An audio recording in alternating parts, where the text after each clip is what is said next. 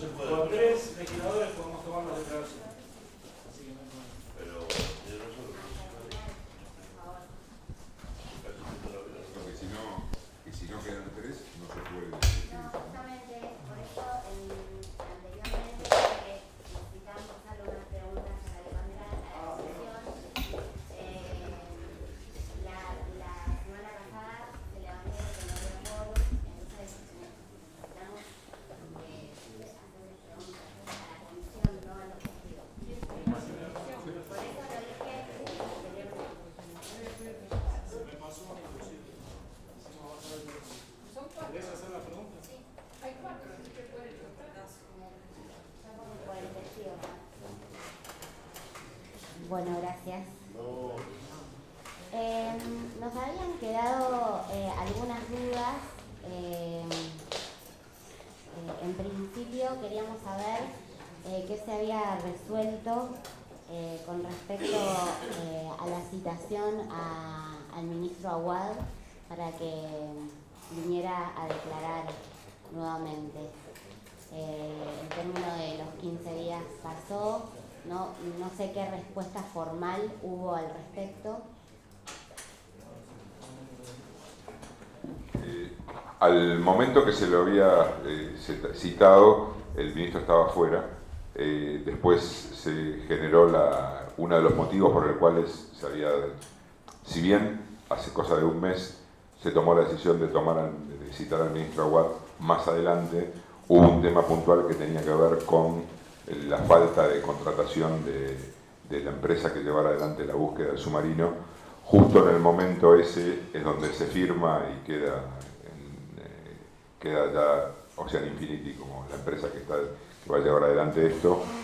Volvimos a la situación original de volver a citar al ministro Aguad más adelante, cuando tengamos más elementos de lo que estamos recabando acá para poder hacer una sola declaración, preguntándole todas las cuestiones que incluso vienen ventilándose en este tipo de declaraciones. Bueno, la verdad es que los familiares consideramos que hay ya a esta altura Aguad nos debe a la comisión y a los familiares varias explicaciones, ¿no?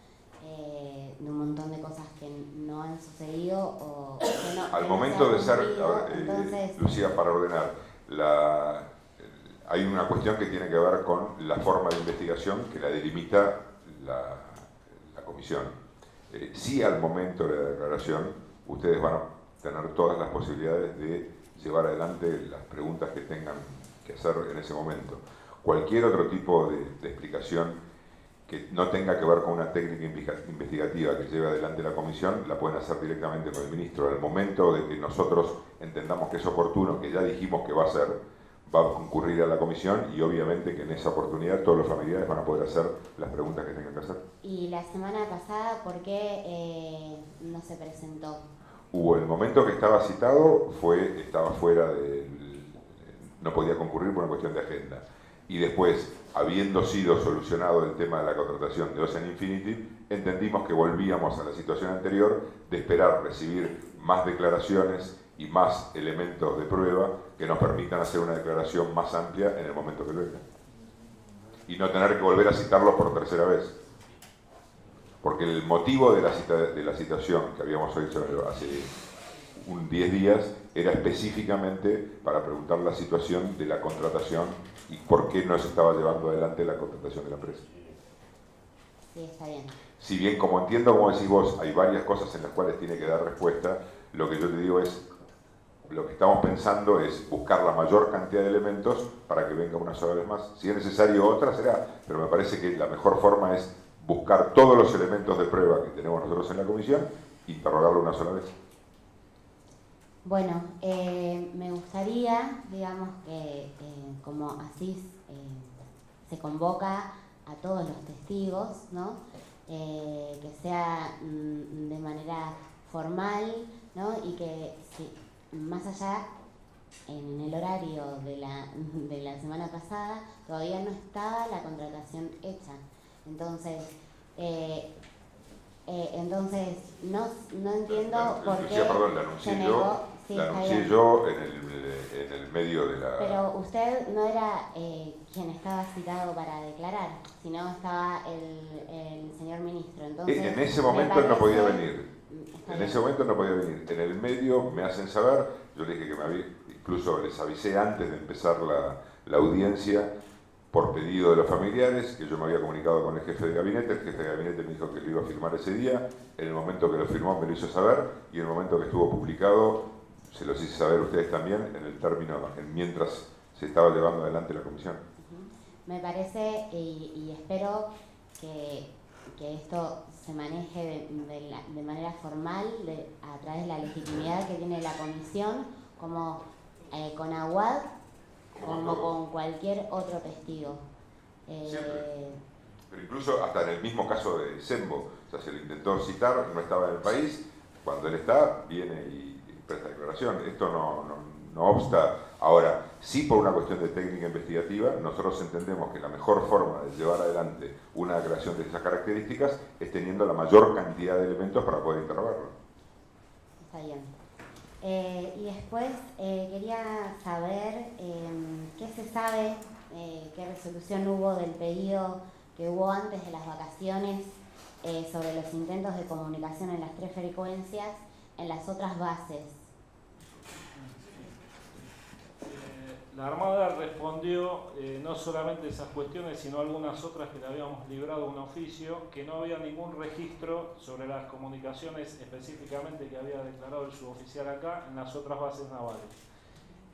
Sobre otras cuestiones, no sé si te acordás que lo hablamos en la reunión pasada, alguna información no nos la podía enviar, como la copia de los registros del libro de novedades, porque estaban en un depósito que estaba franjado por la jueza actuante. Pues a raíz de eso nosotros pedimos que nos envíen las contestaciones, que lo pidió el diputado Miranda, no sé si te acordás. Y con relación a la formalidad de los testigos, el primero que declaró acá, que fue el ministro, se le leyeron las mismas que a todos. O sea, a todos los citamos bajo el mismo procedimiento, así que quédate tranquilo. Bueno, y con respecto a lo de Garbars,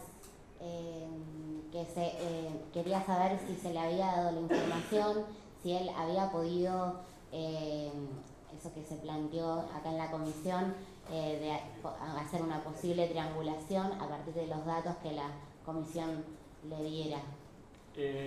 Estuvo el diputado Carmona la semana pasada viendo el expediente, porque justamente lo que estábamos evaluando es la respuesta del incidente naval. Nosotros la tenemos desde que iniciamos las actuaciones. Es documentación confidencial que nos mandó Cancillería.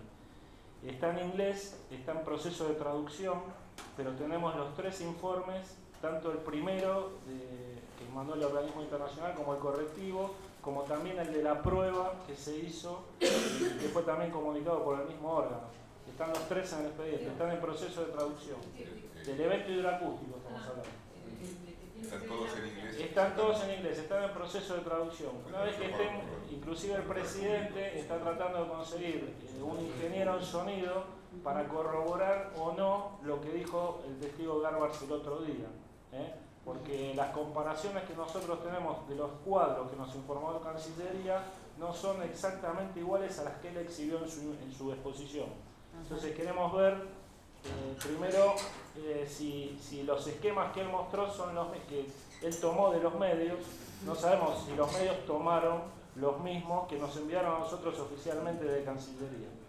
Estamos en proceso de evaluación de eso. Apenas esté la traducción y el presidente consiga el ingeniero en sonido que nos pueda dar. Por otra parte, no te olvides que no lo había confrontado con ningún testeo práctico, sino con posibles estudios de otras resonancias, de otros eventos que tampoco clarificó el ingeniero cuáles eran. O sea, a mí me dejó más dudas que certezas, pero como yo no los tengo que evaluar, sino los integrantes de la comisión, vamos a tratar de corroborarlo con otro tipo de información. Genial. Y bueno, en cuanto a la búsqueda, primero, bueno, nada, agradecerle a la comisión, la compañía, en el apoyo, por más de que hayamos tenido que acampar 52 días en Plaza de Mayo para conseguir lo que debería haber sido coherente y más fácil. Pero bueno, tal vez exista una posibilidad de acompañamiento. Esto se los dejo así como para que lo evalúen. de acompañamiento en esta búsqueda de parte de la comisión, ¿no es cierto? La comisión también está ligada a la búsqueda del submarino Ara San Juan, entonces tal vez exista, no sé, no se me ocurre qué forma, si no se los propondría, pero bueno, lo dejo.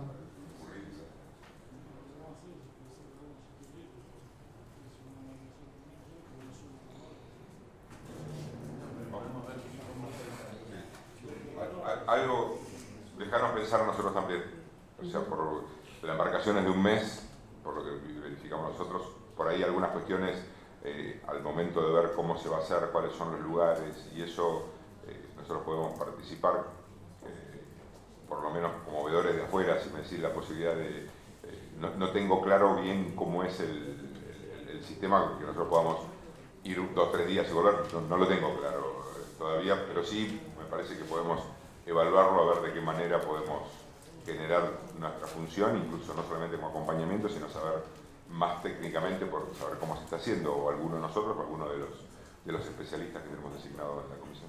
Bueno, diputado, justamente voy a tratar de públicamente contarles lo que sé. Hoy llegué tarde a esta reunión porque venimos de una reunión en el edificio Libertad, donde estamos llevando el día a día de todo esto. Lo último que informó la empresa es que ya zarparon de Ciudad del Cabo para el puerto de Comodoro Rivadavia, que especulan arribar alrededor del 6 de septiembre. Se está haciendo un trabajo previo, por supuesto, de planificación del trabajo, con lo cual todavía no tenemos certeza de cuándo zarparía. Entre los familiares se hizo una elección porque estaba contemplado en el pliego 4 veedores civiles, y bueno, vamos a embarcar 4 familiares con alguna experiencia, con distinta experiencia en navegación. Ahora tenemos que hacer unos estudios médicos y demás para ver si podemos embarcar, pero especulamos que va a estar todo bien. Pero el director de la empresa fue muy claro que tienen alrededor de 50 plazas libres en el barco. Es un barco muy importante con 107 plazas y la tripulación permanente es de alrededor de 40 personas.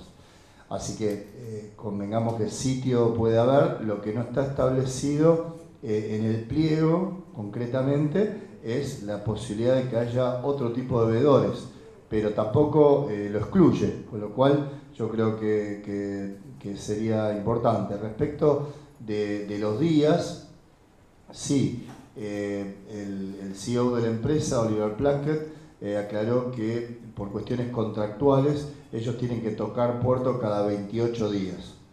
Lo que después off the record especulan no llegar.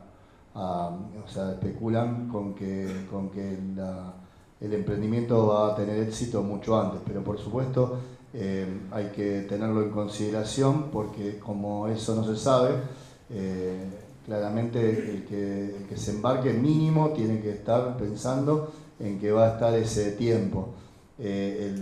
Contractualmente se le pidió a la empresa que por lo menos sostenga la búsqueda durante 60 días operativos, los cuales no se sabe tampoco exactamente cuántos van a ser, pero bueno, eso es básicamente lo que conozco y bueno, coincido con Lucía que no solamente sería muy importante que haya alguno de ustedes o algún representante de la comisión embarcado, sino que garantizaría también la transparencia de todo esto, que es algo que creo que es muy, muy importante, no solamente para ahora, sino para lo que continúa de la investigación. Así que bueno, gracias. Y saben que cualquier cosa estoy a disposición. Déjenme terminar la idea de esto de la declaración de Aguad.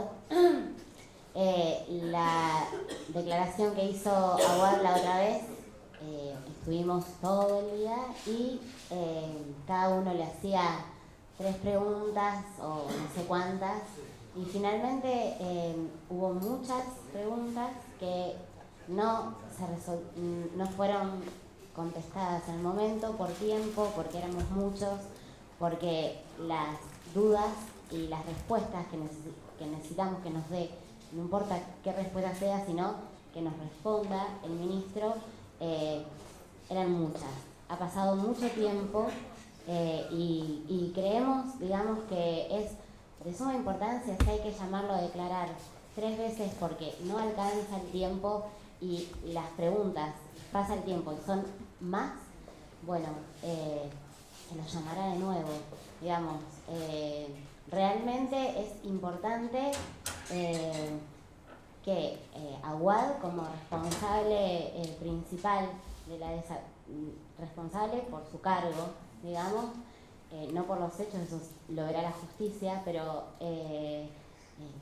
que se haga presente cuanto antes, porque ya tenemos demasiadas cosas que preguntar y me imagino que no solo los familiares, sino ustedes como también miembros de la comisión. Primero eso y después, yo sé que es difícil, pero quien debería haber declarado también acá ya hace tiempo es el señor presidente Macri, ¿no? Como jefe de las Fuerzas Armadas. No entiendo, más allá de su cargo político, también tiene una función dentro de las Fuerzas Armadas. El submarino y los 44 tripulantes están bajo su cargo hasta el día de hoy. No entiendo en la cabeza, más allá de que sea el presidente, por qué no se lo ha convocado. Si él dice que no, la respuesta va a ser que no, pero aunque sea que la comisión lo convoque, lo cite como cualquier otro testigo, creo que en cualquier accidente, si esto fue así, digamos, al primero que se lo llama a declarar es al jefe, ¿no? Al mayor responsable de todo esto. Entonces, me parece que acá entiendo la complejidad política de todo esto, pero los familiares no estamos dentro de esa no participamos dentro de esa complejidad política. Acá la bandera es argentina y es lo que tenemos lo que nuestros familiares defendían, lo que los familiares de los tripulantes estamos haciendo también y creo que los legisladores también deberían hacer. Entonces, que lo tomen en cuenta, es muy importante. Esto, soy la vocera de las 44 familias, en este caso.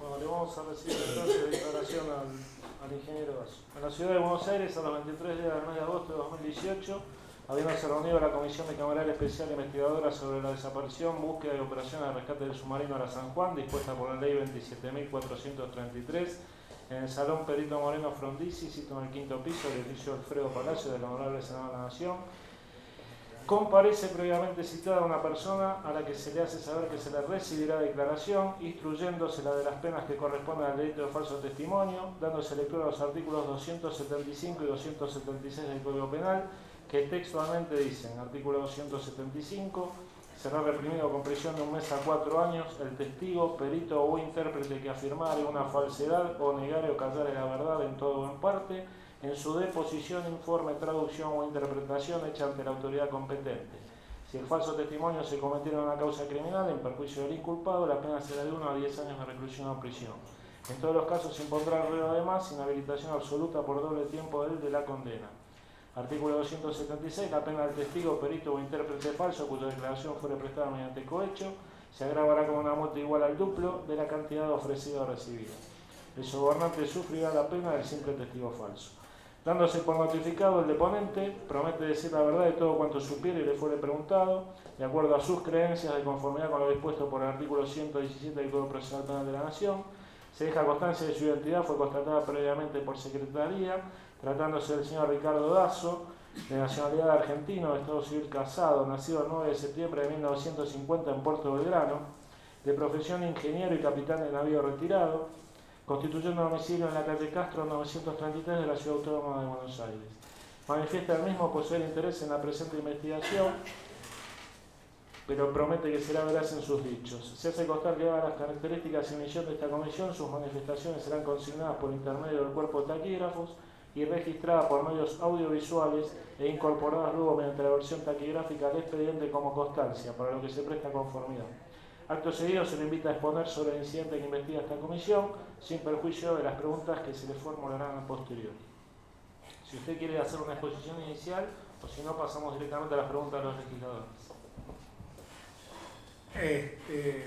Buenas tardes a todos.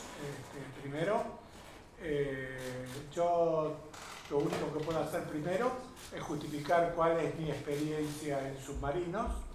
Digamos que soy ingeniero recibido en la UBA, electrónico, en el año 76. Ingresé en la Armada el 1 de enero del 77 en el cuerpo profesional de ingeniería. Y me especialicé en sistemas, detección subacua, y tengo la capacitación de submarinos debido a las tareas que me tocó desarrollar. Para mencionar solo las del submarino, digamos, de diciembre del 81 a marzo del 84 fui inspector de las construcciones de los submarinos Santa Cruz y San Juan en las facilidades de la empresa Thyssen-Neuswerke en Emden, en Alemania. A posteriori estuve de jefe de reparaciones electrónicas del portaaviones ARA 25 de mayo, no tiene mucho que ver.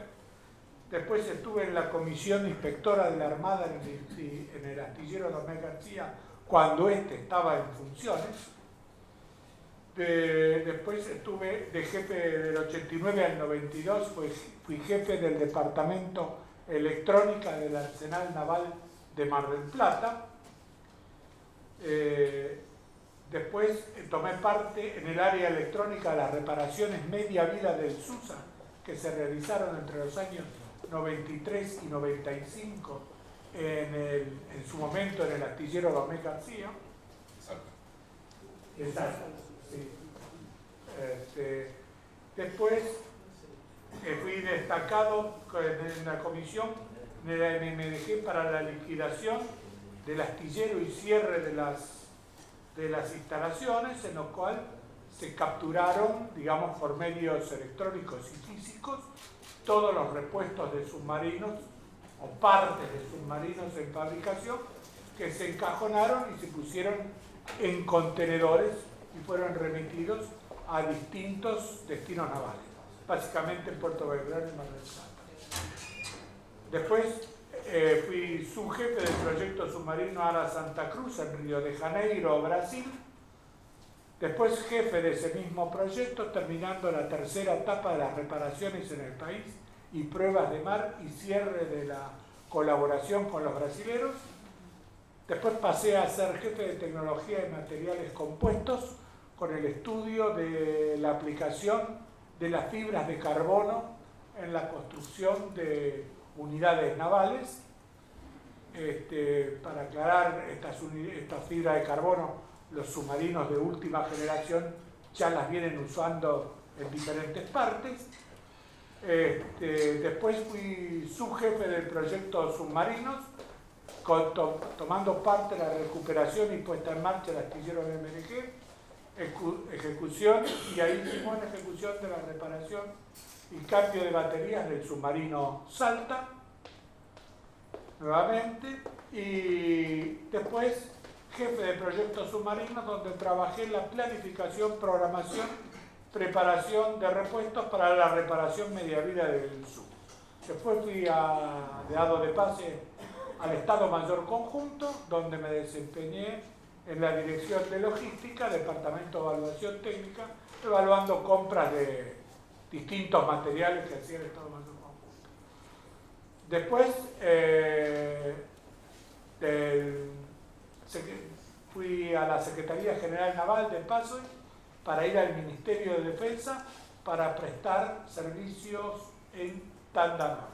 Y ahí fui en actividad del 2009 al 2011, encargado de preparar el modelo de reparación del submarino con las capacidades de Tandanor, adquirir las capacidades que faltaban, analizar las posibilidades y llevar a cabo la reparación. En el 31 del 3 del 2012 pasé a situación de retiro porque me superaron según las costumbres navales. Me pasaron y bueno, pasé a situación de retiro y me incorporé a partir del 1 de abril a Tandanor como gerente de reparación de submarinos. Y el 1 del 11 al 16, terminado el evento de submarinos, de ese momento, renuncié a Tandanor. Básicamente por cuestiones de salud. No tengo, esa es mi experiencia. Tengo algunos cursos afuera, compatibilidad electromagnética, filtros digitales, predicción de faltas por vibraciones, hechos sobre todo en base a estudios sobre submarinos. No, tengo algo de experiencia, no la tengo toda. Esto es muy, no sé, siempre el objetivo de una reparación es media vida, es recuperar las capacidades originales del submarino mediante la reparación y cambio de componentes, utilizando equipos disponibles de las construcciones del ex AMMG, esas que mencioné antes que habían sido encajonadas, sustituyendo solamente un destilador de ósmosis inversa, que fue nuevo, es un nuevo sistema, la corredera, el sistema control de atmósfera y otros equipos menores, que en realidad, digamos, son mejoras operativas para el submarino. Las reparaciones de media vida de San Juan fueron concebidas utilizando las facilidades disponibles del AMMG en combinación con las capacidades de reparación de los arsenales de la Armada, los arsenales especializados, Mar del Plata, con sus áreas mecánica, electrónica y armas, y Puerto Belgrano con los talleres de óptica y control tiro que básicamente se movían en esas áreas. La reparación media vida de un submarino no solo significa que se hace en la mitad de su vida útil, que si nosotros miramos distintos submarinos en el mundo es muy variable, sino que además pretenden hacer un análisis exhaustivo del casco resistente. Básicamente la preocupación está puesta en el casco resistente y de la zona de libre circulación que normalmente son fuertemente atacadas por la corrosión, dado que hay lugares a los que no se llega. Se estudia el estado de las tuberías y tanques reemplazando o reparando equipos principales y auxiliares. En el caso de este submarino se reemplazaron los motores de carga de baterías y los generadores. Ese fue el motivo principal para sus reparaciones. Los motores no admitían más reparaciones in situ, llamémosle.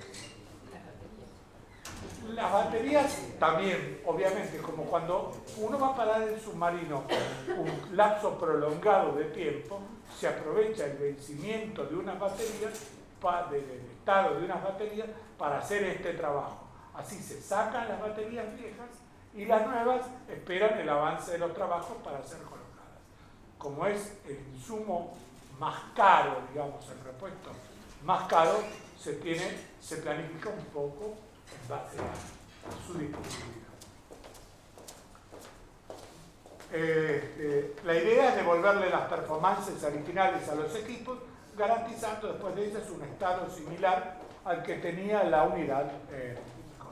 Por supuesto que esto no se logra normalmente porque los equipos electrónicos deben ser cambiados. La tecnología electrónica cada 5 o 6 años debe reajustarse completamente. Lo podemos notar en nuestras computadoras. Las de a bordo les pasa lo mismo, son todos procesadores que tienen, qué sé yo. La primera computadora con que yo trabajé en el destructor Santísima Trinidad tenía 64K de memoria que eran un ferrite por la cual se pasaba un hilito de cobre que me ponía el 0 y el 1, y esos 64K ocupaban un local de 4x3, con aire acondicionado y todos los chicos. Veamos a lo que usamos hoy en el celular para notar cómo cambia. El contrato original. La fecha del contrato original fue firmado el 19 del 2 del 2009. Yo recién me presenté de Tandanor a posteriori de la firma del contrato original. La fecha de entrega era 760 días corridos, fecha prevista de finalización, y la obra comprendía 625 tareas asignadas a distintos actores. Tandanor tenía dos contratos, un contrato llamado Tandanor 1, que era la puesta en seco y la desgasificación de tanques, en fin, las medidas básicas para poder prepararse para sacar la técnica. Y el contrato 2, que eran 374 obras que ejecutaba Tandanor.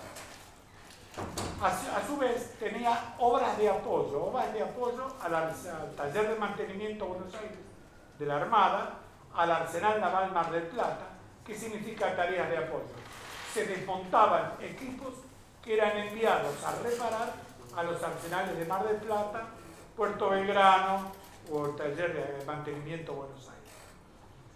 Eso hacía que tuviéramos nosotros en total unas 44 obras de apoyo, que significaba, por ejemplo, cuando se retiraban los periscopios, nosotros teníamos la obligación de proveer los medios de alaje, la grúa para sacarlo, gente para la maniobra, pero los que venían, desmontaban, se llevaban, reparaban, volvían, instalaban, era el Arsenal de Puerto Belgrano, que tiene un taller especializado con gente capacitada en fábrica para eso. Disponíamos de la infraestructura, que es la nave, que no sé si habrán visto donde está el submarino, pero además de ese es aire de presión de 6 bar, aire de presión de 300 bar, fuentes de alimentación de 220 volts de continua de 500 amperes, 115 400 Hz, 115 60 Hz y otra serie de elementos que hacen a que el buque pueda mantener vivas determinadas partes mientras se trabaja.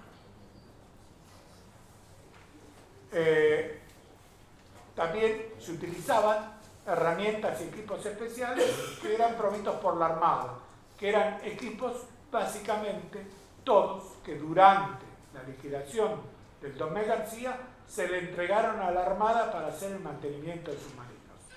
Perchas, IAS, equipos varios. Y los repuestos y piezas o componentes específicos, todos los repuestos, eran provistos por la Armada, excepto tornillería, bulones, horrines y repuestos menores. Eso obligó a preparar, cuando se tomó ahí, no había mucha gente capacitada, excepto 4 o 5 personas que estaban trabajando en Tandanor, que habían sido ex trabajadores o participantes, ingenieros algunos distintos, de la MMDG. Con eso se conformó un grupo llamado Gerencia de Submarinos y se brindaron más de 5.000 horas de capacitación. El método principal siempre fue un job training, o sea, ¿qué significa eso? Trajimos del orden de 14 viejos como yo, que variaban con una edad promedio de 59 años, pero todos con experiencia, y los mezclamos con otro grupo recién entrado que tenía una edad promedio de 36 años. Entonces, al trabajar juntos, se iba transfiriendo el conocimiento, el know-how, lentamente. Ese era el proceso. Dentro de eso, hicimos cursos de capacitación y certificación afuera. Project Management hecho para una ingeniera, para que en la UTN, para trabajar bien en planificación y programación. Cualquier ingeniero hoy maneja el proyecto, pero manejarlo con detalle y poner las horas, el costo, la utilización de los recursos es tarea más de casi de un especialista. Hicimos un curso de accionamiento y válvulas hidráulicas que nos lo dio la RMP. Destacamos personal a Mar del Plata, 2 hombres. ARMP es el Arsenal Naval de Mar del Plata, quien más hace mantenimiento submarino, que tenía gente también grande, que no se movía mucho, pero que nosotros mandamos 2 personas allá que estuvieron reparando válvulas en conjunto durante 80 horas de clase para tomar el conocimiento del tema. Después en el INTI hicimos partículas magnéticas niveles 1 y 2 certificados a una persona, líquidos penetrantes, corrosión industrial, también a otra persona. Hicimos un curso de replacado de 160 horas para 6 personas que fue dictado por Hawker, asistió personal de la Armada y personal de Tandanor. Tandanor no tenía responsabilidad en el replacado de las baterías, sí le daba a la Armada, por una obra, 6 personas que ellos ordenaban qué hacían, cuándo lo hacían, en qué momento. Ya estaban a disposición de ellos. Y la otra, clasificamos 12 soldadores en la soldadura de HI-80 con el Germanilla y Lloyd, curso de 340 horas, tuvo que preparar porque fue verificado por el INTI, por el Germanilla y Lloyd. Las probetas se probaron en el Otto Kraus, que hizo el análisis de la falla. En fin, total más de 5.000 horas que involucraron al 34% del personal que en ese momento formaba parte de la educación. De las 374 obras que nos asignaron, las más importantes eran la soldadura de casco resistente, que se nombra soldadura, pero en realidad lo más difícil es la alineación, porque son masas que pesan 400 toneladas y no puedo tener desviaciones mayores a 1 o 2 milímetros, y a medida que se va soldando, los fierros se van moviendo, que se pone un comparador atrás y esto va decretando el ingeniero soldador diciendo: ahora dejen de soldar acá, se pueden desde allá, para que pide parejo y vayan manteniendo la linealidad. Eso fue hecho todo con esta gente, con la supervisión permanente del INTI y por supuesto cumpliendo todas las normas que exige la NAVSI 600, no me acuerdo el número, pero esa NAVSI donde explica exactamente todas las medidas que se deben tomar para soldar HI-80, enmantecado y demás. La otra era la embarque y puesta en servicio de 960 elementos de batería. Es una obra muy crítica, cada batería pesa 500 kilos, tiene una posición de tal manera que se une con unos puentes, con 2 tornillos, que a medida que yo voy uniendo, si me corro 1 milímetro, la última me queda 30 centímetros, no va. Así que yo estoy aquí colocando, poniendo exactamente en su posición y acuñando para que todos los fierritos lleguen exactamente a su lugar. Es una tarea. El recorrido de los tubos lanzatorpedos, que significa desarmarlos completamente en sus partes, revisarlos todos de acuerdo a medidas de plano MAC originales. Una vez que uno tiene eso, debe decidir si se cambia, si se repara, qué se pone, qué se hace. La parte mecánica, la parte electrónica está con sistema de armas y es del Arsenal Mar del Plata, ¿no? Digamos, el conector bote, llamémosle en adelante. Tenemos también reparación de más de 1000 válvulas, 1079 válvulas, que tienen distintas importancias y seguridades. Las válvulas es un tema crítico, sobre todo las que trabajan a máxima presión, las válvulas de 62 bares, que se llaman. Asimismo, cae recorrido un sistema muy importante, es el sistema hidráulico, que es el alma de la sangre del submarino, porque mueve más de 12 motores hidráulicos, 48 accionamientos que mueven válvulas, planos, timones, distintas cosas. Y por supuesto la reparación de tanques, porque es la única oportunidad que tengo de entrar a todos los tanques. Si un tanque se corroe, me conecta con otro y me cambia la posición de los kilos de peso, no puedo balanzar el océano submarino. Entonces, la revisación de cada tanque que está bien es muy importante. Los tanques son muy chicos, hay que entrar con ventilación, con respiración especial y mantener una fuerte corriente de aire para que la gente pueda trabajar adentro. Tuberías, el submarino tiene más o menos 9.000 metros de tuberías, unas partes son hidráulicas, pero básicamente las de Cunife, hierros relacionados con agua de mar, de diámetros mayores a 10 centímetros son las más importantes para verificar y ordenar. No se desmontan todas, solamente las que se desmontan y un 30% de tuberías determinadas críticas, que no quiere decir que sean todas las tuberías ni todos los lugares que puedan ser necesitados. Cada tubería hay que identificarla, yo tengo que volver a poder ponerla en el mismo lugar, hay que lavarla, despintarla, hacerle una medición de espesor, verificar si es apta o hay que construir una nueva, muchas hay que construir nuevas, las que siguen un proceso de pintado. Antes de que se haga el proceso de pintado se le hace una prueba hidráulica a la presión de prueba, la tubería no tiene que perder, tiene que estar perfectamente el tramo, cuando el tramo está, se pinta, se pone y se guarda en la estantería para el momento de montaje con 2 tapas en las puntas y con un cartel identificando el número. En todas estas inspecciones participa el cliente, o sea, vamos a inspeccionar tuberías, se ponen 10 tuberías sobre la mesa, viene el de control de calidad, viene, en este caso venía alguien de la tripulación del buque y venía alguien de la inspección. Entre todos mira la tubería, ¿no? Que acá, que a mí me parece que no, que sí, que acá, y ahí se tomaba la decisión de lo que se hacía con la tubería. Se hacía un informe.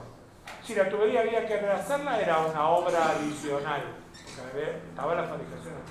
Si la obra era solo limpiar, pintar y la prueba hidráulica, no, era de las tuberías, las soldaduras, no son normales, uno se las suelda, se les hacen rayos, partículas magnéticas, rayos X sobre las soldaduras a la brida, para verificar que toda la tubería, que además la tubería, aparte, no tiene falla oculta en la soldadura. Las pruebas de resistencia de las tuberías son normalmente a 375 bares, que es un poco más, 1,5 de la presión de prueba. Bueno, aproximadamente el 30% son las tuberías que se reparan. Las válvulas también se desarman completamente, todas sus piezas sobre la mesa, limpias, vienen, se inspeccionan y se esta sirve, esta parte no sirve, esto está, esto no está. Lo que está se cambia, se compra. Hay repuestos que es posible fabricar, algunos ring, sello, esto, pero hay repuestos que deben ser comprados afuera. Esos repuestos, la Armada ya había tomado una previsión y muchos de los cilindros, bueno, los cilindros que lleva dentro, etcétera, etcétera, ya habían sido comprados. Algunos vástagos podían ser torneados en material, etcétera, etcétera, y otras podían ser reparadas. Una vez decidido el proceso, se reparaba la válvula y se ponía a prueba. A la prueba asistía el cliente, asistía al control de calidad y se firmaba un papelito de la prueba. Esto, de acuerdo, cada una de las presiones que corresponden. Acá vale mencionar que de muchas válvulas no se tenían repuestos, hubo que comprarlos afuera, sobre todo válvulas de hidráulica que controlan y son muy finitos, muy ajustadas las tolerancias, hubo que comprar repuestos en la firma afuera, fabricante de las válvulas, Eso requería todo un proceso de compra en el exterior que era bastante largo, en general, e imprevisible. En otros casos, las válvulas, las empresas de afuera, digamos, los grandes, digamos, JDB, las válvulas menores de 32 las cambian directamente sin reparar. Acá, la mayoría de las grandes se reparan. Y nosotros teníamos las válvulas de los submarinos en construcción, que se fueron utilizando para hacer esta reparación.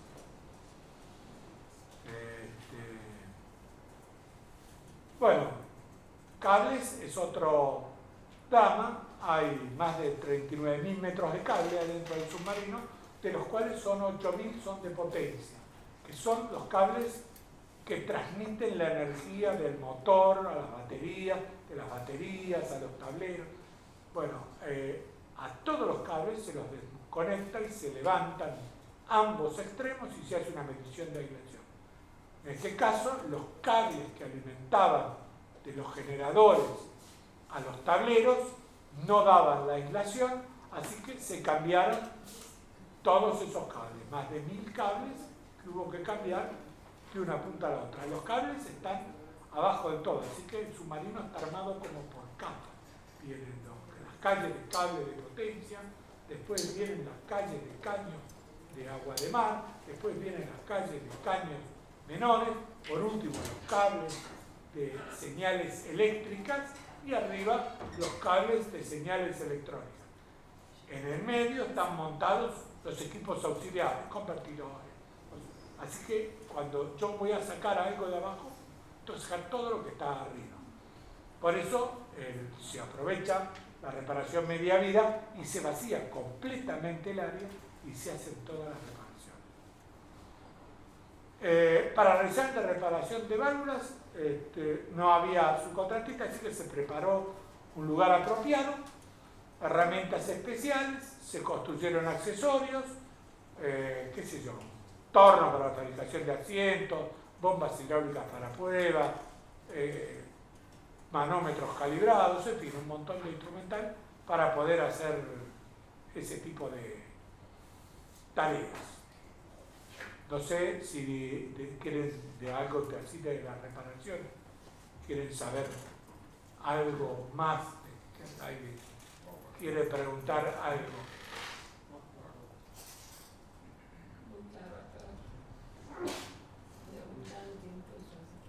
Estoy hablando demasiado, siempre me acusan de eso, así que no entiendo.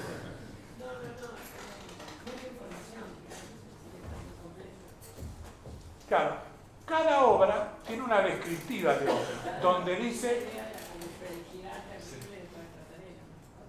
el problema básicamente es que además el submarino es un ambiente chico y cerrado, excepto cuando parto el casco y se me abren las dos secciones principales. Pero puede trabajar muy poca gente. Si yo pongo 3 parejas a trabajar, cada vez que este sale a buscar una llave hace levantar a los otros 4. Total que mi rendimiento del trabajo, de que está en el tercer puesto, es malo. Y lo que es peor, es mala la atención al trabajo. Una de las consignas que pusimos con la gente, que se enamoró del trabajo, es que hay cosas que solo sus ojos van a ver. No puedo esperar a que la prueba me dé mal cuando estemos en el aula. Es importantísimo lo que sus ojos ven. Tarden más, si están cansados, salgan como quieran, pero lo importante es que lo que esté bien hecho y estén seguros de ello. Eso es. La gente le tomó tanto apego al trabajo que el día anterior a que zarpara para Mar del Plata se autorizó la visita y la gente se vino desde los lugares donde vivía, en Florencio Varela, con la familia a mostrarle a los hijos del trabajo. Que había una mística. Fue muy importante para ellos, personalmente. Por eso, cuando ocurrió lo que ocurrió del submarino, sacaron un videíto del personaje, que creo que lo habrán visto por internet. Bueno, no sé qué otro tema quieren que les diga o vamos a...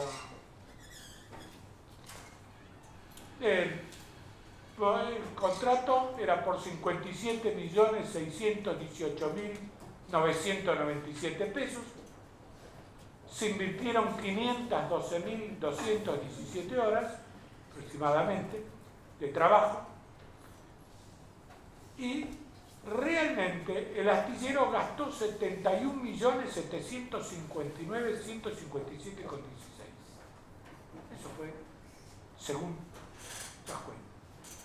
72% en mano de obra, 16% en materiales, 1% en subcontratos con el exterior, parte de estos repuestitos que le decía, y 11% en órdenes de compra y subcontratos en el interior, de los cuales los más importantes son reparación de algunos cilindros hidráulicos, el flushing que fue hecho. El resto de las tareas tardamos más porque las absorbimos con personal propio, dado que las empresas que se presentaban para hacer cualquier tarea eran visitadas por 3 hombres a los cuales se les llevaba lo que pedíamos de control de calidad y revisaban si las instalaciones de la empresa estaban acorde a lo que se pedía. Si no estaban de acorde, decían que la empresa no estaba apta, entonces montábamos la capacidad, aunque nos llevara más tiempo. Con la seguridad no se tranza, no es una cuestión de tiempo. Durante ese tiempo, sí, salió más que los 57 millones originales, pero durante ese tiempo la hora hombre de Tandanor pasó de costar 50 pesos a costar 100, no sé, por acá lo tenía anotado,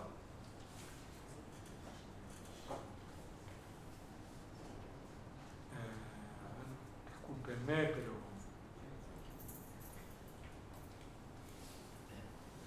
tenía un papelito miserable, pasó a costar 294,14. Y este es nada más que la aplicación de los convenios colectivos de trabajo que fueron aprobados por el Ministerio de Trabajo, como corresponde, etcétera, etcétera. O sea, lo que fue aumentando la hora hombre de Tandanor.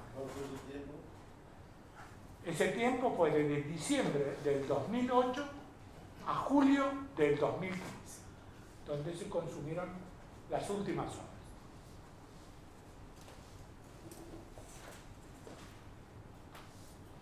Eso, porque muchas veces se han dicho porque se gastó más. No se gastó más, la vida fue saliendo más. Aparte de las ampliaciones, como he dicho, ha habido un 30% de ampliaciones de obra.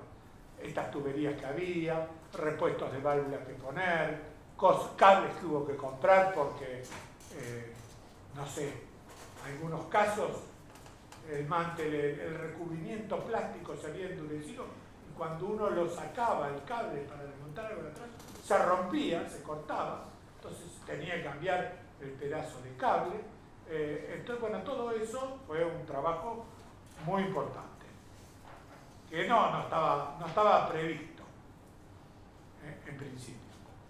El submarino se fue a Mar del Plata el 6 del 2 de 2014. El submarino zarpó acompañado por el aviso, creo que era el alférez Sobral, al mando del capitán Colela, para hacer la navegación en superficie y con integrantes, embarcó gente de Tandanor, 4 personas de Tandanor y gente de la inspección de la Armada.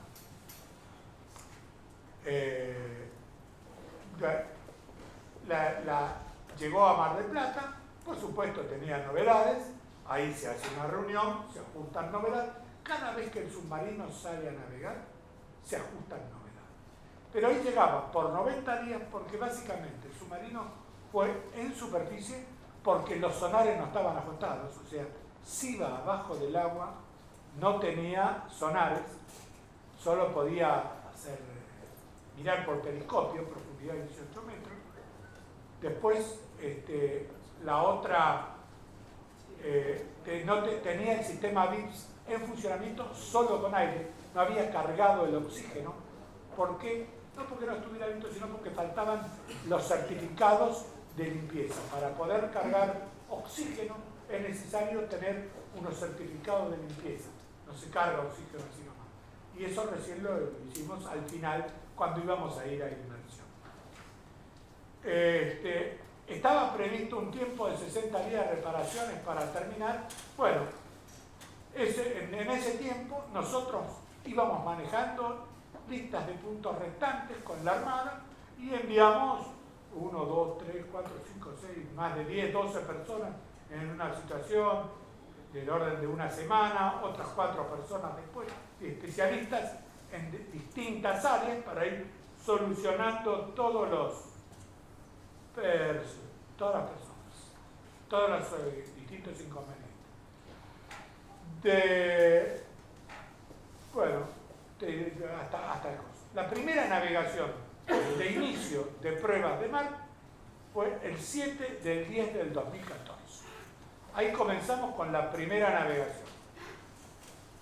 En esa navegación, básicamente, dosaje, balanceo, vestideo de tanque, los submarinistas me entenderán un poco más, pero básicamente es ponerlo a son de mar al submarino con los líquidos y cosas en donde corresponde, antes de irse a inmersión. Y se solucionaron algunas fallas menores que ahí anduvo. Y se hicieron la prueba de maniobras de snorkel, prueba de eyectores de señales, residuos, mástiles y prueba de sistemas electrónicos. Una segunda navegación, en total fueron 6 navegaciones que se hicieron sucesivamente desde el 3, acá le digo la última fue del 1 de diciembre al 3 de diciembre de 2014. Que se fue la inmersión a 200 metros, etcétera, etcétera. Desde el 7 de 10, desde el 7 de octubre hasta el 3 de diciembre. En esos periodos se hacían 6 navegaciones. Una navegación entraba, se recorría, se reparaba, se cambiaba. La segunda navegación se decidía qué se probaba, se hacía un programita, en base a ese programita se decidía qué gente embarcaba, qué gente no embarcaba, y así se hizo toda la prueba. Las pruebas, en realidad, se fue a 200 metros, debió haberse ido a 300, no se fue a 300 metros, porque en ese momento no estaban disponibles las medidas de seguridad necesarias. Para ir a hacer la prueba de 300 metros es necesario contar con un helicóptero de rescate, con una unidad de teléfono subacuo de apoyo en el lugar de la inversión. Esas pruebas fueron. Bueno, después de esto cambió el comando, terminó el comando de... Eso es más o menos lo actual. Nosotros seguimos yendo bastante. En total consumimos 2.500 horas de personal en Mar del Plata solucionando problemas. Y bueno, está yendo. ¿Quiénes fueron?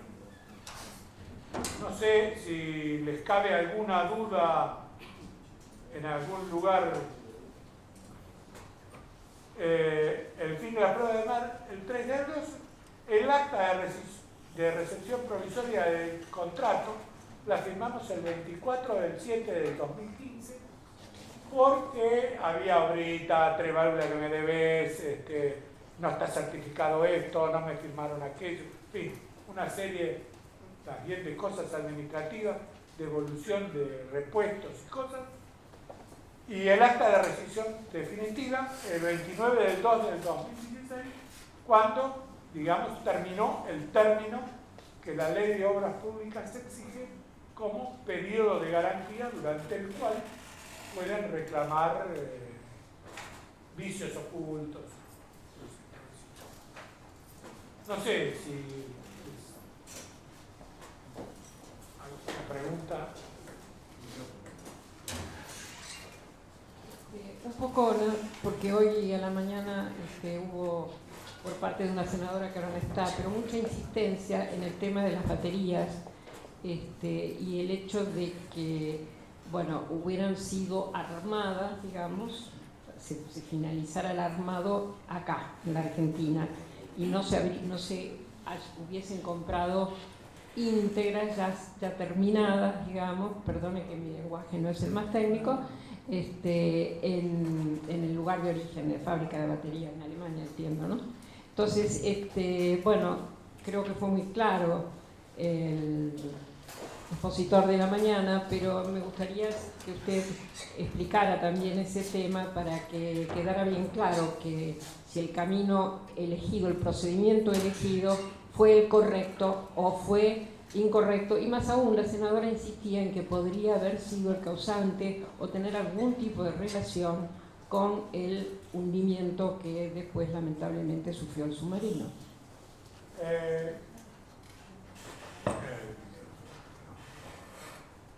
Yo no soy el especialista en baterías y las baterías estaban bajo cargo de la Armada. No me interioricé una barbaridad. Pero sí conozco a todos los involucrados, la gente que trabajó era la mía con los cursos, y además cada batería era aprobada por personal técnico de control de calidad de Hawker que se desplazaba al país cada vez que un lote de 200 baterías estaba listo. Y él hacía la prueba final para dar el ok y que la fábrica pusiera los 5 años de garantía. Dudo mucho que este hombre grande, como uno va, el perito de Hawker, de garantía de 5 años a algo construido que no esté seguro que esté bien construido. Es más, alguna batería, cada tanto, yo eso no lo puedo saber exactamente, se le hace casi una prueba destructiva para ver cómo se comporta. Sobre todo cuando se activan baterías, en nuestro caso, las 960 baterías, se activan 964. ¿Por qué? Porque durante el montaje se nos puede caer una batería de la grúa, se nos puede golpear una batería, como efectivamente pasó, y nosotros tenemos que usar una de esas 4 de más que están. Normalmente a esas golpeadas se les hacen algunas pruebas de descarga para ver cómo funciona la batería, atento a que ya no sería apta para ser instalada a bordo. Y una batería de 2 volts de 500 kilos no sirve para otra cosa. Ese sería. Yo considero que el problema no puede estar en las baterías. Esto tendrían que decírselo la gente de operaciones, pero hay submarinos que han trabajado con más baterías, con baterías puenteadas. Este submarino particularmente se le incorporó la Armada. Tandanor no tuvo nada que ver, es una obra que la Armada hizo varias obras en paralelo, como expliqué antes, y una es el sistema de control de atmósfera nuevo, que reemplazaba a uno que iba por tubitos a uno electrónico, más veloz, más fiable, un sistema de giro que reemplazaba el giro auxiliar por uno más moderno, electrónico, y no de los giróscopos que giran, como era el original, y una corredera nueva que es electromagnética, porque básicamente la otra tenía problemas en baja velocidad, pero los tenía desde que el submarino era nuevo. No daba la precisión en las mediciones de baja velocidad. Por lo tanto, eso llevó a la Armada a considerar esos equipos juntamente con el equipamiento de seguridad. Balsas nuevas, chalecos nuevos, en fin, algunas cosas que hacen al alistamiento y no a la reparación.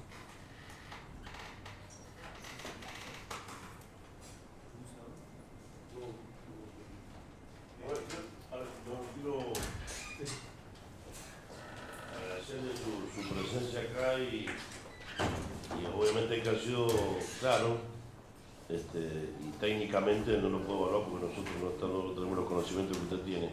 Pero hacerle dos preguntas. En su trayectoria curricular que dijo, ¿usted estuvo presente cuando nació el submarino, cuando se fabricó? ¿O en Alemania? Sí, estuve presente en las primeras pruebas de mar del submarino que llevaron 8 meses prácticamente, que se hicieron en Dinamarca. O sea que lo conocía desde su origen, digamos. Desde su origen. Cuando usted vuelve a ocupar este lugar, después de tanta trayectoria que la mencionó en Tandanor, fue al poco tiempo de haber sido recuperada por parte del Estado. En 2007, Sí. en 2007 se estatizó Sí, señor. los talleres navales García Norte. Sí, señor. Y usted hizo toda una tarea de tratar de recuperar aquella vieja guardia que había sido Del Tomé capacitada García. y formada. Y ella vino, capacitaron nueva gente y también estuvieron los alemanes supervisando, ayudando en eso. No trajimos alemanes. El costo de traer alemanes era importante. Yo a los alemanes que iban a traer, muchos los conocía. Por su estadía. No, porque además el que estuvo, cuando se construían los submarinos acá, Thyssen tenía destacados 4 asesores.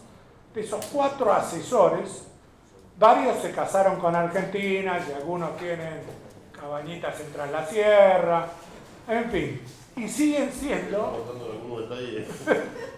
que no hacen. Pero sí es Usted que... habla alemán, usted habla bien alemán, ¿cierto? Hablo más o menos alemán. No conoció ningún alemán, digo. No, yo fui con señores. Bueno, no, por eso usted Hubieran perdido fuerte. reconocía esos profesionales. Conozco a esos profesionales y es más, el que estuvo acá fue el jefe de reparaciones de los submarinos venezolanos. Y yo lo vi a él mientras estaba haciendo las reparaciones en Venezuela y él visitó acá mientras nosotros estábamos haciendo las reparaciones. Conversamos temas, cuántos caños, qué haces con esto, qué haces con aquello. No voy a entrar en el detalle, pero digamos, siempre asaltan duro, siempre asaltan. Pero uno siempre tiene un teléfono a donde llamar. Pero en definitiva, el rol de Tandanor, después no puedo afirmarlo por parte de la Armada, pero todos tienen sistemas de control de calidad, de poner en funcionamiento, tiene un mecanismo que se puede determinar que la reparación de medio término estuvo hecho en óptimas condiciones. En ese momento formamos un departamento de control de calidad de submarinos. Todos los astilleros grandes tienen lo que es manejo de los de submarinos separada de lo que es buque de superficies y más de reparaciones, sobre todo por un problema de formación profesional. El de reparaciones entra al barco hoy, no sé qué tiene, me tiro arriba a repararlo, en 10 días tiene que estar afuera, a rompe y raja. En el submarino no, tengo 2-3 años, lo tengo que desarmar, es muy importante que esté seguro, debo ir hasta las últimas consecuencias. Así me lleve más tiempo. No es el mismo el criterio del hombre que trabaja. De hecho, duró casi 6 años la reparación está de medio término. La reparación está de medio término, las demoras se fueron dando. Primero, porque en el medio desarrollamos la estructura y los equipos necesarios para hacerlo. Dije, no había quien reparara válvulas, hubo que desarrollar el taller de válvulas. Eso significa comprar una arenadora que hace con bolita de vidrio para que no incruste sales en el bronce que después me oxidarían, etcétera, etcétera. Y eso significa que para eso tengo que tener la instalación adecuada para manejar, capacitar a un hombre para hacerlo. Después, contratar a la gente. Contratamos una gente de afuera que tenía buen desempeño conocido en otras empresas que pasó a formar parte de la dotación de Tandanor. Y a medida que se retiraban algunos de la Armada, su oficial Suárez, que tenía curso del INTI, radiografía, toda la chiche, lo contratábamos en Tandanor para control de calidad, para hacer el control de calidad. Submarinista, era submarinista de toda la vida, conocía el barco.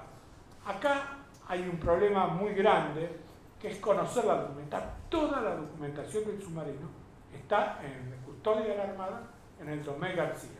Ahí están más de 10.000 planos, especificaciones, todas las pruebas originales, todos los resultados que dieron, todas las fichas de cada una de válvulas, el certificado aprobado en Alemania, o sea, que aprobó el Ministerio de Defensa alemán cuando le aprobó a la fábrica la válvula, donde dice la composición del material, bueno, un montón de detalles que cuando yo tengo que hacer un fierrito, tengo que saber qué material es, indefectiblemente, qué dureza, que lo mismo las gomas, te dice cambiamos la goma, así que es short 40, short 80, short 60, que es el grado de dureza de la goma.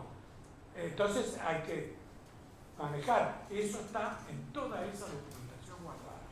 Bueno, en definitiva, un poco la pregunta era a eso, sin obligación de que usted tenga que responder, pero mientras usted fue gerente y cuenta todo esto, y tendría para contar mucho más, me imagino que, y está documentado, la reparación de medio término fue óptima por parte de Tandanor, o no sé si calificarla óptima o cómo se puede calificar. Yo podría criticarla, me lo guardo para adentro porque son críticas internas, pero el resultado.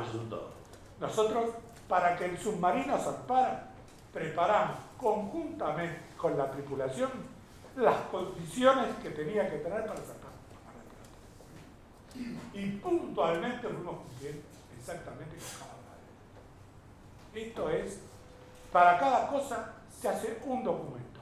Para embarcar baterías yo tengo que tener el sistema de ventilación en marcha, tengo que tener el sistema bueno, un montón de agua destilada en marcha, el sistema de agitación de electrones, un montón de sistemas que ya deben estar montados, probados y funcionantes.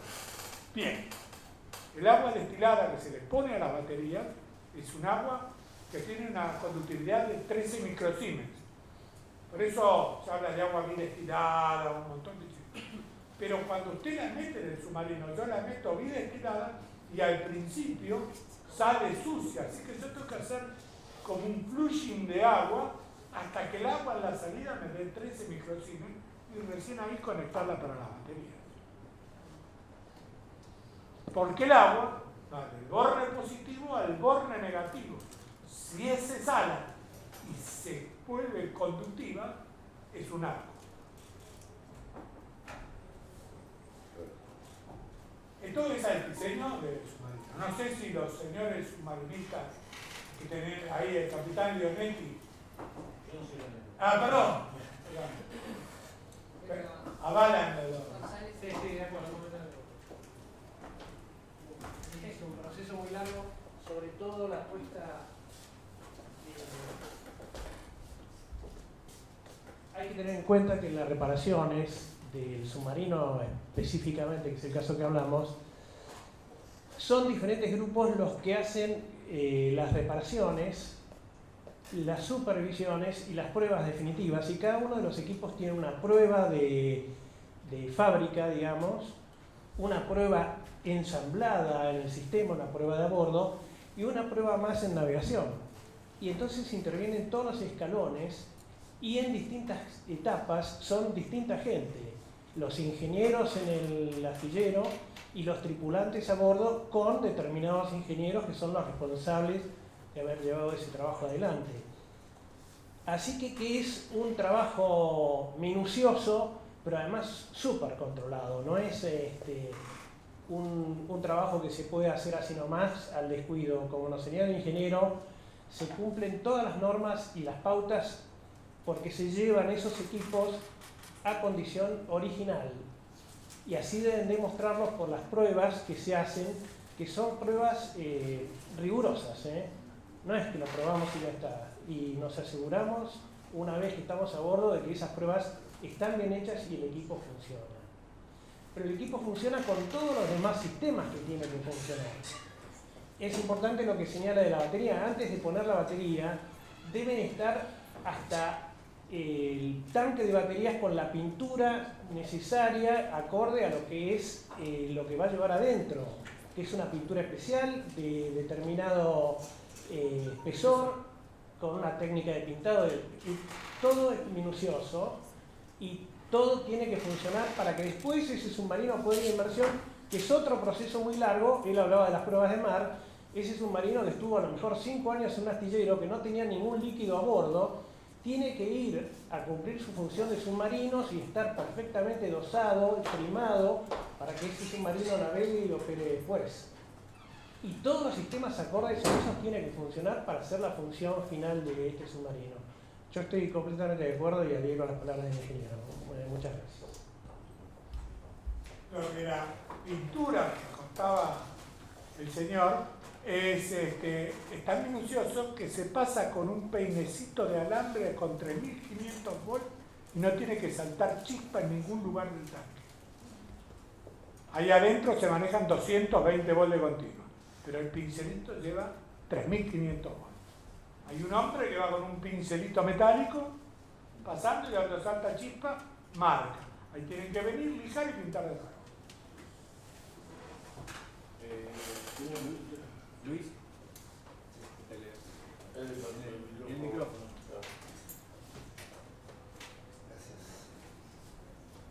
¿Qué tal, ingeniero? Buenas tardes. Gracias por venir y por ser tan instructivo y gráfico en sus términos. No dio detalles acerca de la válvula ECO 19.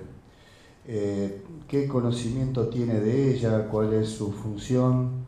Y particularmente si está en condiciones de evitar que ingrese agua por ella al ventilador del balcón de baterías. Bueno, la válvula ECO 19 es una de las válvulas del sistema de ventilación. Teóricamente, esa válvula nunca se encuentra con agua. No debe encontrarse con agua. Es una válvula que debe permanecer cerrada y solo se abre en puerto para las operaciones de ventilación de buque. En navegación hay unos protocolos que dicen qué válvulas van abiertas y qué válvulas van cerradas. Y hay pocas opciones de movimientos de válvulas que no deban ser ordenadas específicamente. Esta es una válvula de apertura manual que no resiste presión, que es casi antisalpicadura, o para evitar que el aire sea arrastrado por el ventilador de baterías, el aire mojado del snorkel, digamos, porque es aire húmedo, antes de pasar por los ciclónicos que sacaría el agua, me lo tiré hacia adentro. Eso es. ¿Y cuál sería la razón por la que ingrese agua por esa válvula? Yo no sabría decirle. Puede haber quedado abierta, puede estar mal cerrada, sin embargo tiene una operación manual que indica abierta y cerrado, o sea, puede haberse agarrado a alguien. Visual, dice usted, una indicación visual. Es un indicador como una aguja, ¿no? A ver, Mansur, que es una aguja. No. Bueno, una aguja. Es una aguja que marca la precisión. Sí. Abierto, cerrado. Y esa tiene que estar cerrada. Yo no sé, esto son preguntas para operativo. Yo no sé. Algunas de estas válvulas inclusive llevan candado, pero yo no sé cuáles son las que llevan y cuáles no. No, habitualmente las de los tanques de gas que llevan. Claro. Para que el submarino no haga inversión súbita con los cuidados de la vida. Habitualmente llevan candado las válvulas de los tanques de lastre, que son las que permiten que el submarino vaya en inversión. Entonces, en los preparativos, el buque sale a navegar, va en condición de superficie, esa condición no se vulnera y se manda a preparar, cuando llega al punto de inmersión, se manda a preparar, hay una voz que dice el comandante, preparar el submarino para inmersión. Entonces todos comienzan en un doble chequeo a preparar los compartimentos y en una de las acciones, el jefe de inmersión mismo va con la llave del candado y le saca los candados, esas válvulas, para que no los operen por casualidad. La ECO 19, como refiere el ingeniero, es una válvula que pertenece al sistema de ventilación, por lo tanto es una válvula que nunca toma presión, por lo tanto no es una válvula que tenga presión del mar, nunca en ninguno de los sistemas asociados. Sí es una válvula que se prueba a 0,5 kilos cuando se hacen las reparaciones, porque podría haber a lo mejor, esto es una conclusión personal, que ante una emergencia esa válvula, en una finalización de emergencia del snorkel que termina en plano 45 metros, una vez que termina todo el procedimiento, el buque está cerrado y esa válvula tendría suficiente, digamos, resistencia para evitar que pudiera pasar agua en el caso de que alguna de las válvulas del circuito no sea cerrado. Pero nunca va abierta en inmersión, sino la condición de esa válvula es cerrada y nadie debe tocarla porque es una condición de seguridad. Tocarla en inmersión es vulnerar el procedimiento y es vulnerar la seguridad del submarino. Hemos leído que en un informe de julio hay una entrada de agua presumiblemente porque se equiparó presiones al hacer una prueba de atmósfera que se hace normalmente, pero al usar canisters de cal soda que estaban vencidos, o sea, con unos nuevos, se dividió el buque por la mitad y se hizo esa prueba para ver si esos canisters vencidos todavía podían ser operables o no y qué resultado daba. Se abrió esa válvula en inmersión, sin estar en condición de snorkel, para ecualizar las presiones dentro del submarino y las atmósferas que uno había quedado con más CO2, dióxido de carbono, que la otra. Se ecualizaron y se debe haber cerrado, pero habría agua residual, porque si uno ve esa válvula, baja de la válvula de admisión de snorkel y es como un tobogán de agua que se puede colar agua si no está cerrada. Pero es una condición esa que se vulnera la condición de seguridad que nunca debió haberse hecho. Si ustedes me preguntan a mí, yo comandante de la Fuerza Submarina, leo el informe que ecualizaron presiones y abrieron esa válvula indebidamente en navegación, correspondería un reproche disciplinario al comandante, porque esa válvula nunca se debe tocar. No creo que además haya sido una maniobra habitual de la dotación de abrir esa válvula de inmersión. No lo creo. Lo habrán abierto solo para esa prueba que tuvieron que hacer y que a alguien se le ocurrió hacerla en inmersión, que no fue lo mejor, porque esa válvula cerrando el submarino en puerto, independizándolo de la atmósfera, pudieron haber hecho la prueba igual. Pero siempre hay alguien más papista que el Papa y terminan las cosas mal hechas. Pero eso fue una operación mal hecha, indebida, que vulneró los procedimientos de seguridad del submarino. Gracias. Gracias. Bueno, un poco en virtud de la aclaración del experto, la pregunta viene relacionada por ese lado. En ese mismo informe de la navegación de julio que fue mencionado, el comandante Fernández habla del ingreso de agua por el snorkel, claramente estaban haciendo snorkel, y que ese ingreso de agua llegó al ventilador del balcón de baterías por, él dice, la única posibilidad sería, y lo cito textualmente, la falta de estanqueidad de la válvula ECO 19. Sin debatir con el experto, yo entiendo, más que por todas las referencias extraordinarias que tiene el comandante, que al referirse en esos términos, no interpreto que haya estado mal cerrada o algo por el estilo, sino que interpreto que él estaba de alguna manera poniendo en evidencia que esa válvula no logró contener el agua. Así que mi pregunta para usted, ingeniero, es, en virtud de esto, ¿qué apreciación le merece?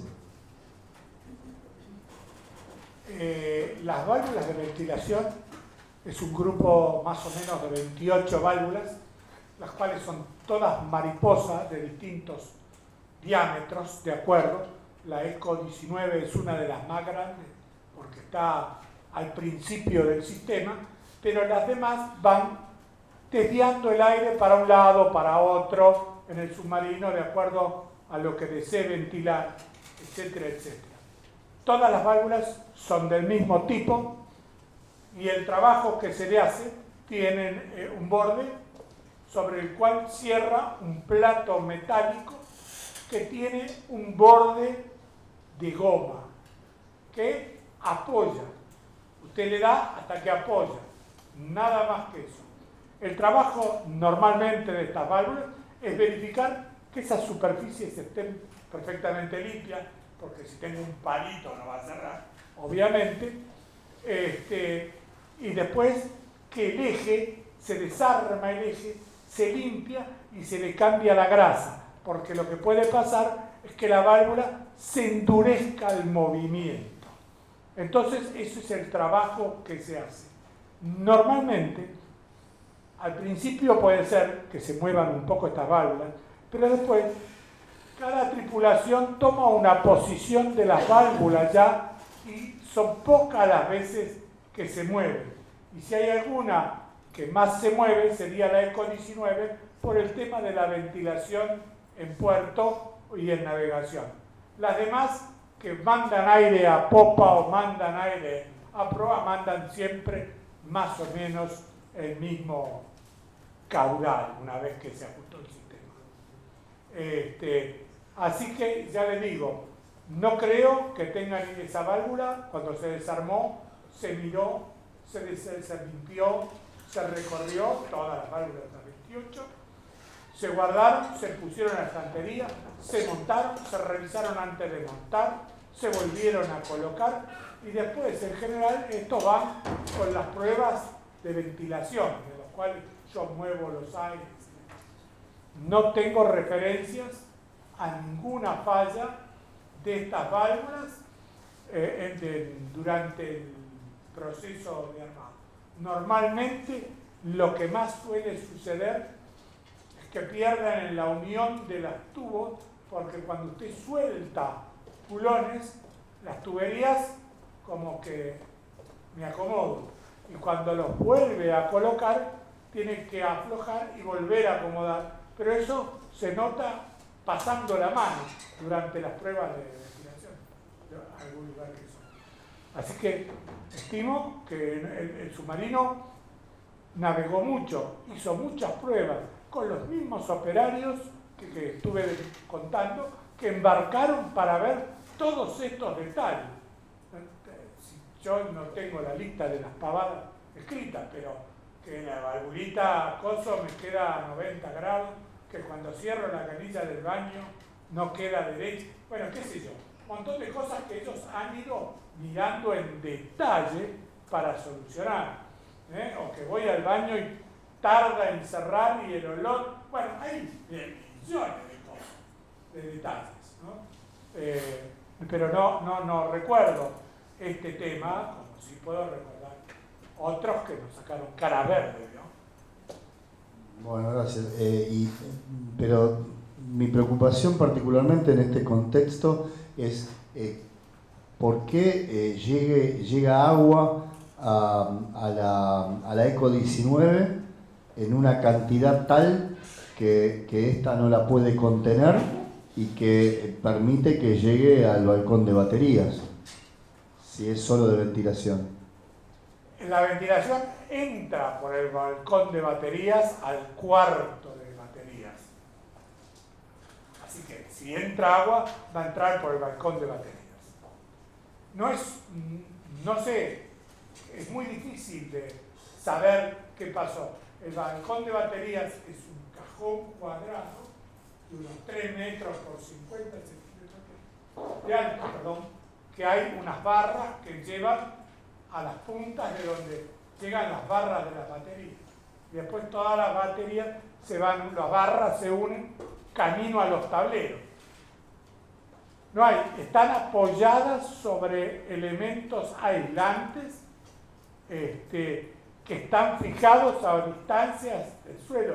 Acá no hay, es muy difícil, no son 3 gotas para que esto me pase. A eso me refiero. Perdón, le agradezco por el detalle, pero justamente la pregunta es, entendemos que el agua llegó hasta allí. Ahora, ¿cómo es que haciendo snorkel, supongamos que la ECO 19 estaba cerrada como correspondía, ingrese agua al sistema de ventilación y obviamente traspase esa válvula y llegue hasta allí. Digo, si hay alguna otra alternativa que no sea esta para que llegue agua de mar hasta ese lugar. Sí, mire, yo no la veo. Es una pregunta más bien para gente operativa, que es la que maneja, porque ahí, previo a esas válvulas, están las válvulas cabeza de snorkel, una de adentro, otra de afuera, que se cierran hidráulicamente y no pasaría más agua, y lo máximo que debería tener de agua es el agua que me entra en el tacho, que serán 300 litros. 300 litros no me pueden ocasionar ningún problema porque se van directamente al pozo de snorkel y cuando el pozo de snorkel se llene son mandadas por una bomba a un tanque de balanceo. Pero yo no estuve ahí. No, está claro. Yo le pregunto en virtud de su conocimiento como ingeniero, ¿no? Por supuesto. Tengo entendido, usted me corregirá si me equivoco, que las válvulas cabeza del snorkel llevan 3 sensores. Válvula cabeza de snorkel es la válvula grandota que está arriba, sí, que cierra, sí señor. Tiene 3 sensores. Si anda uno solo, puede limitar el funcionamiento y por ende que llegue agua en exceso hasta la ECO 19. Si ese sensor no se moja como corresponde y entra el agua, por eso tiene 3, claro, para que alguno se moje. Me imagino, sí. Y tiene un circuito electrónico que ahora a mí ya se me escapa, que combina las señales que vienen, ¿no?, de los 3 sensores. Y eso da apertura y cierre de esa válvula, sí, sí, que es la más inmediata. Después tiene la de casco, que es hidráulica. Usted la cierra, manualmente. Sí, señor. Y aunque se llene todo el snorkel de agua, queda del lado de afuera. Y a usted solo le queda lo que entró al tacho, que es lo que yo digo. Si se me rompió aquella, yo cierro.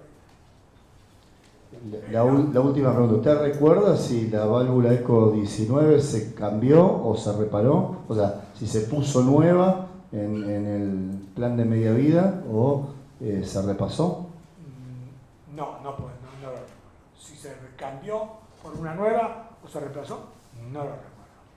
Igual eso estaría en la documentación. En la documentación de la obra correspondiente, si se cambió, debería estar, porque para eso se hacía un pedido a la Armada para que me entregaran una ECO de la válvula. Bueno, muchas gracias, ingeniero. ¿Puedo complementar? Sí. Sí. ¿Hay alguna posibilidad de que esa aguja mecánica que indica abierto o cerrado en la válvula ECO 19 no esté alineada con la posición de la válvula? Básicamente es, ¿puede esa aguja marcar cerrada y en realidad la válvula haber quedado un poco abierta? Es biposicional. Si está mal puesta, me marca cerrada cuando está abierta. Y si está acoso, me marca al revés. O sea, no hay ninguna posibilidad que si la aguja marca cerrada... No, porque de eso fue una de las inspecciones que se hizo el submarino y hubo 2 válvulas, no estas, menores de ventilación que habían puesto el cosito al revés. Sí, pero eso se solucionó durante las pruebas que para eso son. Ricardo, yo quiero hacerte una pregunta para ver si, para que todos entendamos cómo es el circuito de verificación en navegación de un tanque de baterías. La tapa del tanque de baterías, ¿es fácilmente maniobrable en navegación contemporánea? ¿O es una tapa pesada que pesa unos 20 o 30 kilos y hay que maniobrarla entre varios hombres? Es una tapa pesada. Tiene una junta de goma que la aprieta bastante y debe tener unos 20-25 tornillos que la cierran porque es una tapa completamente estática para evitar la entrada de agua y la salida de aire. Perfecto. Entonces, con el submarino moviéndose con un temporal, con mar muy gruesa como estaba. ¿Vos pensás que eso lo pudieron haber hecho en superficie? ¿Mover esa tapa tan pesada para entrar un hombre, inclusive entrar un hombre al tanque de baterías para ver que realmente el balcón de barras de baterías tenía agua? El balcón de barras de batería tiene una tapa como de madera adelante, cerrando el acceso con 4 o 5 salidas de aire. No es que el balcón me queda plano a la vista. Necesariamente tiene que bajar un hombre y ver al tanque. Sí, hay que bajar. Es decir, yo la pregunta que me hago como comandante de submarinos, él estando en plano de periscopio contemporal o en superficie contemporal afirma que le entró agua en el balcón de baterías. ¿Cómo hizo para ver y certificar en superficie eso sin haber removido esa tapa estanca tan pesada con 25 o 30 tornillos y meter un hombre a ver el balcón de barras con el peligro de Concita que se caiga arriba de los elementos de batería y pueda electrocutarse? ¿No es cierto? Cuando uno entra al tanque de baterías, hay un carrito en el que se anda acostado.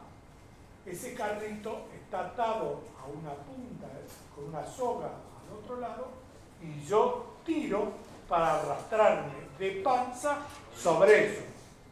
Pero si el buque rola, no tiene baranditas el carrito. Es apenitas curvo. Es una maniobra peligrosa, mínimamente. Una decisión de comando puede hacerla necesaria, la maniobra, pero es una maniobra de alto riesgo. Por lo que sabemos, Ricardo, es que este hombre, el comandante Fernández, dice en su última parte, creo que lo dice el teniente Villarreal, vamos a ir a plano profundo para verificar averías, que eso significará entrar efectivamente al tanque y ver con una condición de mar un poco más moderada, que el submarino no se mueva y que ese hombre no corriera peligro y efectivamente viera el balcón de barras.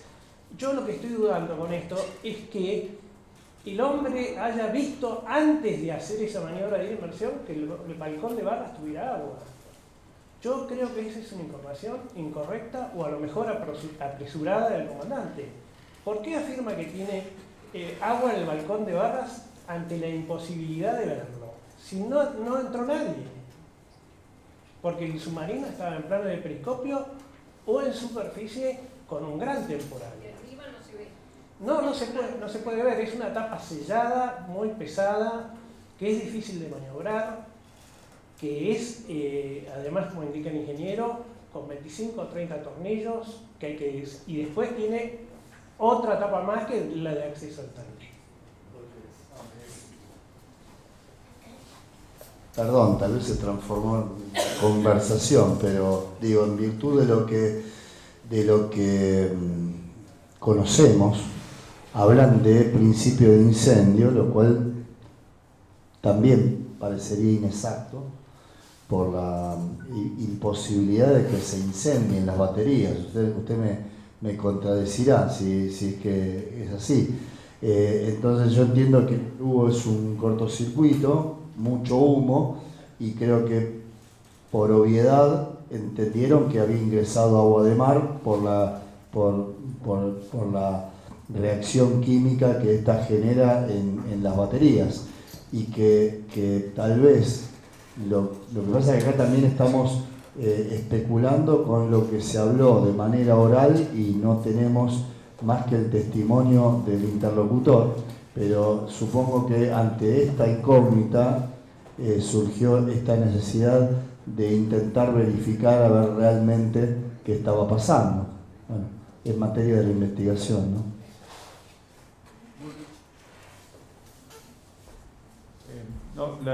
Tenía la duda de si el informe decía que había presencia de agua o sospecha de agua. Me parece que decía presencia de agua en la voluta del ventilador, no necesariamente. Por eso, pero no hablaba de.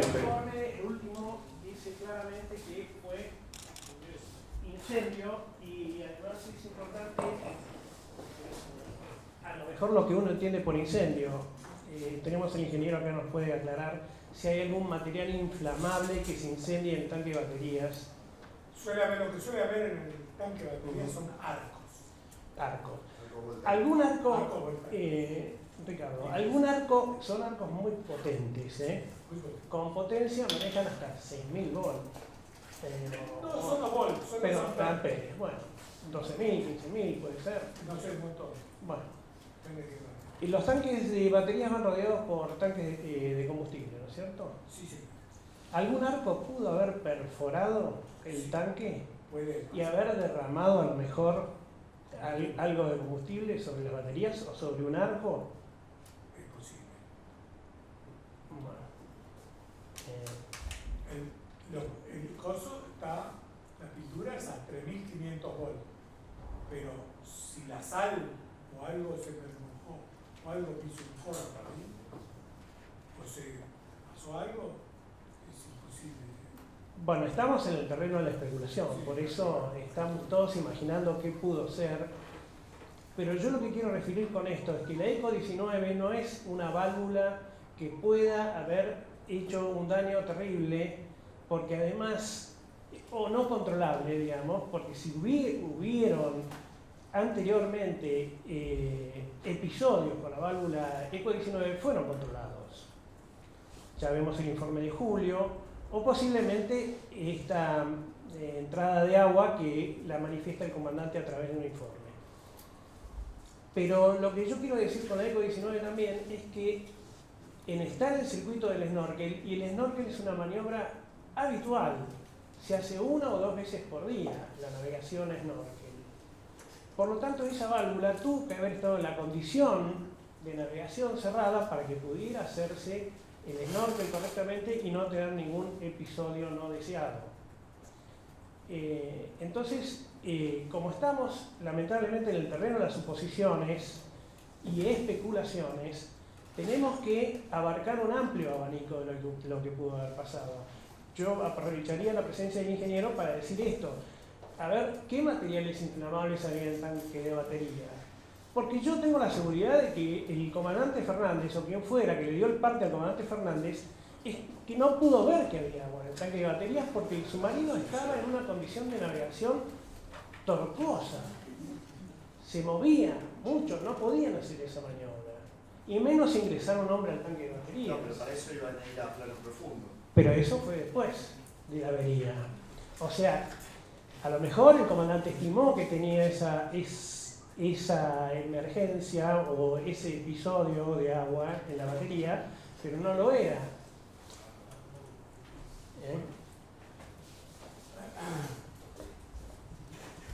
Una pregunta, ¿el combustible hace el mismo efecto en la batería que en el agua de mar?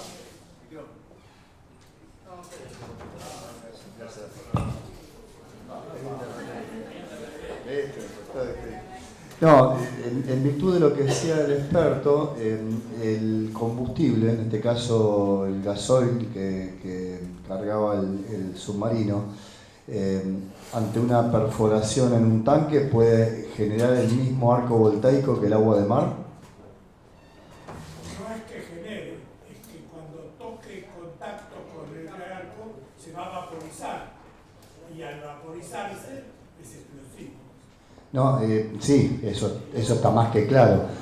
No, yo me refiero a que si hipotéticamente hubo una pérdida de combustible de un tanque que derivó en el balcón de baterías, si ese combustible sin ingreso de agua de mar pudo haber generado ese humo, principio de incendio, arco voltaico, etcétera, todo lo que ya es de público conocimiento.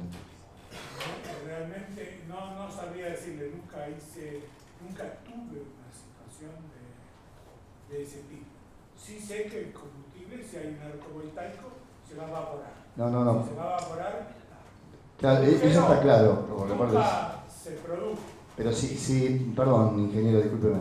Si, para bajarlo del criollo, Si tiramos el diésel arriba de las baterías, del balcón de baterías, ¿qué produce? No, creo que no. Creo, es así se ve. Creo que nada. Esa era la pregunta. E inclusive si yo los mojo con agua, nada. Si genera los efectos del incendio, humo puede generar. Si hace... Humo, a lo mejor temperatura. No, pero nunca una explosión. No, el tema es ese, si tal vez este famoso principio de incendio, en virtud de lo que usted dijo, podía haber sido en lugar de producto del ingreso de agua de mar por una pérdida de combustible de los tanques.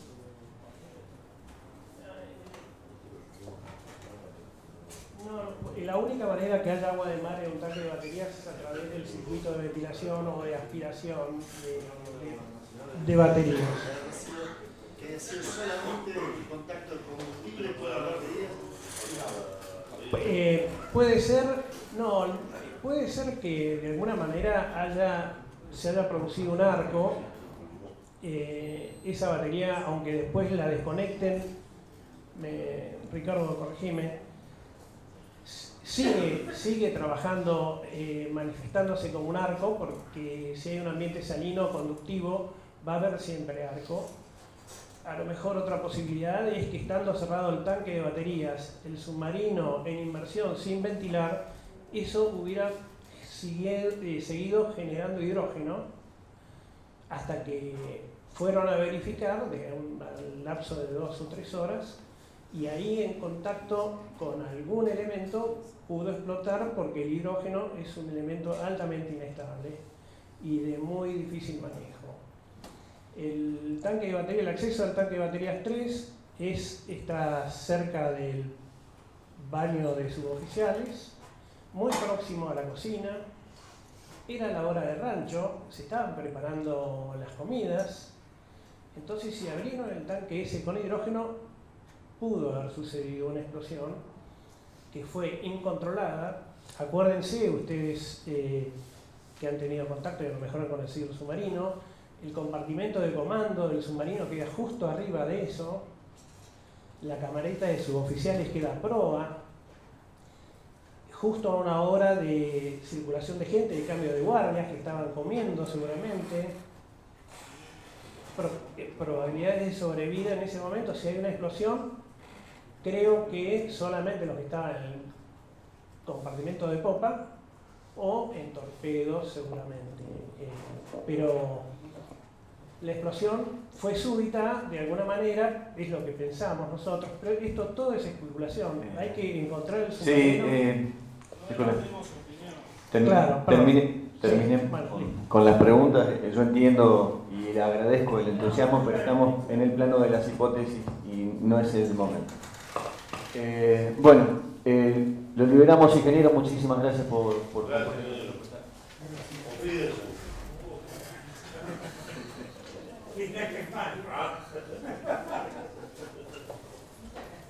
y damos por finalizada la reunión de comisión de